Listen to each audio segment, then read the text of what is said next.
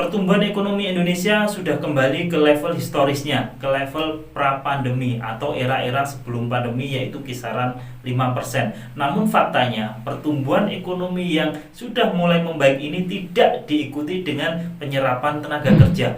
Pemutusan hubungan kerja atau PHK terjadi di mana-mana. Belum lama ini GoTo itu merupakan merger dari Tokopedia dan Gojek telah melakukan PHK yang sangat besar. 1.300 karyawannya atau kisaran 12% dari jumlah karyawan GoTo dilakukan PHK. Belum lagi Ruang Guru. Baru-baru ini Ruang Guru juga mem-PHK ratusan karyawannya. Kabarnya, isunya, jumlah karyawan yang di PHK ini mencapai kisaran 50%, jumlah yang sangat besar. Belum lagi sebelumnya ada Shopee, Indosat, JDID, Link Aja, Si Cepat, dan banyak perusahaan lagi.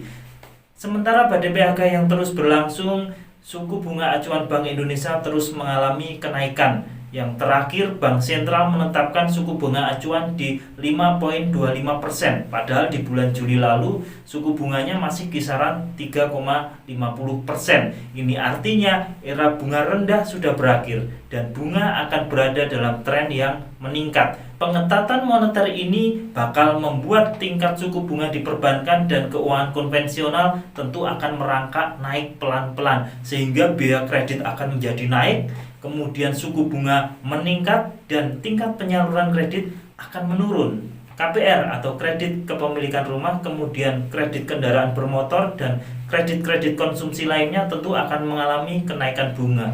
Dan tidak menutup kemungkinan kartu kredit pun juga akan mengalami kenaikan suku bunga. Kredit-kredit tersebut akan mengalami kenaikan bunga yang membuat beban konsumen akan menjadi meningkat.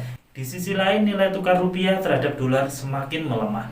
Dari kisaran 14.300 di awal tahun, saat ini sudah menjadi 15.738 saat video ini dibuat. Pelemahan nilai tukar rupiah ini tentunya akan mendorong import inflation yang lebih tinggi.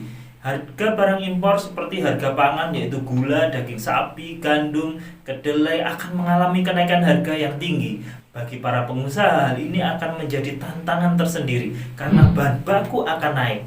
Kemudian operasional juga naik, sementara daya beli masyarakat akan menurun. Kembali ke masalah kredit, terutama KPR atau kredit kepemilikan rumah. Suku bunga KPR diperkirakan akan naik signifikan pada tahun depan. Bagi debitur dengan utang KPR yang sudah berjalan bisa menghadapi kenaikan jika menggunakan suku bunga mengambang atau floating. Konsekuensinya, debitur atau konsumen akan membayar dengan cicilan yang lebih tinggi. Umumnya, nasabah yang di atas 3 tahun biasanya sudah terkena bunga floating atau bunga berjalan. Tapi dari data-data tadi sedianya kita tidak perlu takut, kita tidak perlu cemas berlebihan, karena takut dan cemas berlebihan akan membuat kreativitas kita buntu. Alih-alih menemukan solusi, pikiran yang buntu akan membuat kita berada dalam sebuah rasa frustasi.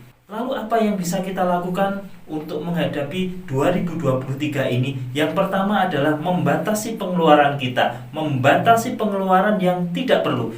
Biasanya ini terkait dengan kebutuhan tersier, misalnya rekreasi, wisata kuliner, barang mewah, dan sebagainya. Dengan membatasi pengeluaran tersebut, kita bisa mengalokasikan finansial pada hal-hal yang lebih urgent.